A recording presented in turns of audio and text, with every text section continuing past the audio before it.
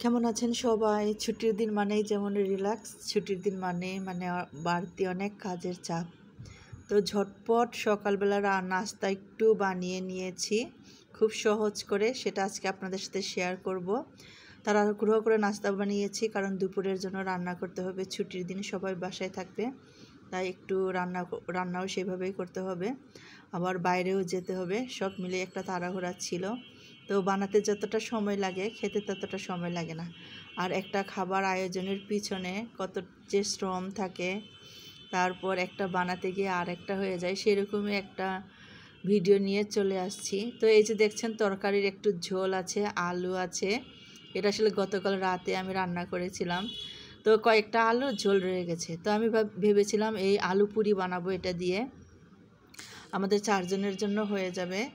তো সেটাই আর কি বলতে চাচ্ছি, আলু পুরি বানাতে গিয়ে আমার সেটা আর বানানো হয়নি, মানে আমি ব্যর্থ হয়েছি।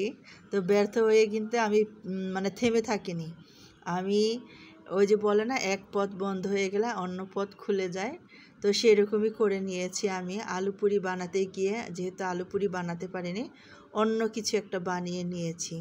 তো এই যে তাওয়ালটা বিছিয়ে দিলাম, এটার উপরে আমি ওই যে বেলুনি রাখবো। তো তাওয়ালটা পুরনো হতে পারে কিন্তু অনেক বেশি ক্লিন, সবসময় আমি এটা গরম পানি দিয়ে গুঁড়া সাবান দিয়ে ধুয়ে রেখে দিই, রাতে সকাল দিকে এটা শুকিয়ে যায়, ব্যবহার করি।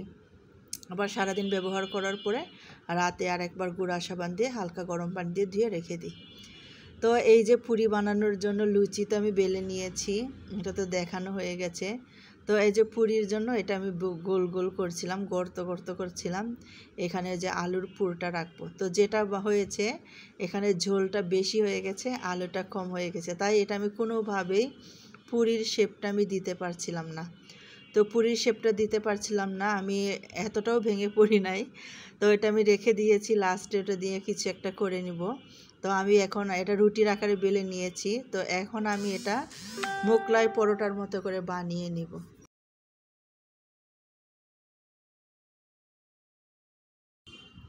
তো মোগলাই পরোটার করে বানানোর জন্য এই যে মোগলাই পরোটার শেপে আমি এটা কিন্তু বানিয়ে নিয়েছি, আর এটা কিন্তু খেতেও তেমন খারাপ হয়নি।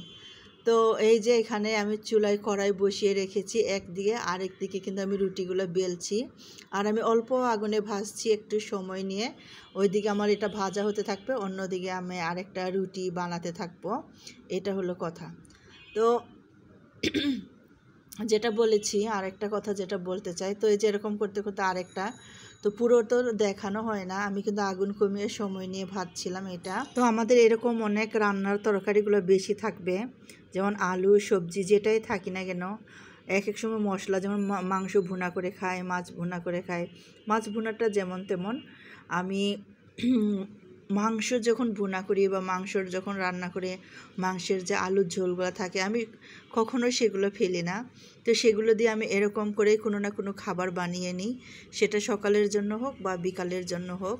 আবার কখনো কখনো রিইউজ করা, যেমন বলে না, সেরকম আমি রান্নাতেও ব্যবহার করি। বিশেষভাবে আমরা যখন গরুর মাংসটা রান্না করি, গরুর মাংস রান্না করলে কিন্তু অনেক তেল চর্বি থাকে, তো সেগুলো কিন্তু অনেক জমে থাকে, আমি কিন্তু সেগুলো কখনোই ফেলি না, সেগুলো আমি অন্য একটা কোনো রান্নায় ব্যবহার করি, অন্য কোনো মাংস রান্নায় না হোক, এরকম পুরি পরোটা, এরকম লুচি যখন খেতে ইচ্ছে তখন সেগুলো ব্যবহার করি।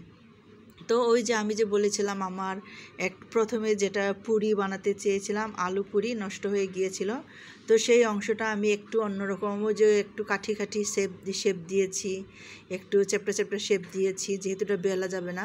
আর আমার মেয়েরও যে একটা দিয়েছি এক্সট্রা, ওটা আমার মেয়ে নিয়ে গিয়ে ওর পছন্দ মতো ও বানিয়ে নিয়েছিল, ওটা আসলে সে ওটা কুলি পিঠার মতো হয়ে গিয়েছিল। তো সব মিলিয়ে এই যে একটু পুড়ে পুড়ে যাচ্ছে, কারণ আমি আসলে রুটিটা রেখে আর কম আগুনে ভাজছিলাম, যাতে একটু মুচমুচে হয় বাইরে, আর ভেতরটাও যাতে একটু মোটা করে বেলেছি, যাতে মোটা মানে খুব সুন্দর যাতে ভাজা হয়, এই জন্য। আর এই ফাঁকে কিন্তু আমি অনেক কাজ করে নিয়েছি, চায়ের পানি বসিয়ে দিয়ে আসছি, আমগুলো কেটে নিয়েছিলাম রুটি ভাজতে ভাজতে, কিন্তু আমি সেটা আর আমার ভিডিওতে দেখানো হলো না, কারণ ভিডিও করতে গেলে অনেক সময় লাগে, তাই আমি তাড়াহুড়া করে আমগুলো দুটো ছুলে নিয়েছি, আর এখন কেটে কেটে দিচ্ছি এগুলো, যেহেতু এগুলো অনেক কিন্তু মোটা মোটা হয়েছে, বড় বড় হয়েছে, কামড়ে কামড়ে খেলেও কেমন লাগবে, তাই এগুলো আমি একটু কেটে দিচ্ছি। ওদের খাওয়াও তাড়াতাড়ি হবে, কারণ ওরা এখন খেয়ে যে সকালবেলা খেয়ে যেটা হয়, ওরা একটা ক্লাস আছে, সেই ক্লাসে যাবে, সেজন্য একটু কেটে কেটে দিচ্ছি যাতে ওদের খাওয়াটা তাড়াতাড়ি হয়। আর সাথে এখন যেহেতু আমের সিজন, বাসায় আম কম বেশি রাখা হয়। আমার মেয়েদের অনেক পছন্দের একটা ফল আম, তো ওর বাবা সবসময় চেষ্টা করে ফলটা যেন, আমটা যেন এই পুরোটা খেতে পারে, যেহেতু অনেক পছন্দ করে, সে নিজেও অনেক পছন্দ করে, আমিও পছন্দ করি। কিন্তু আম খেলে আমার কেমন জানি শরীরটা অনেক বেশি ভারী হয়ে যায়। এইবার কেন জানি আমের প্রতি আমার নিজের আগ্রহটা একটু কম।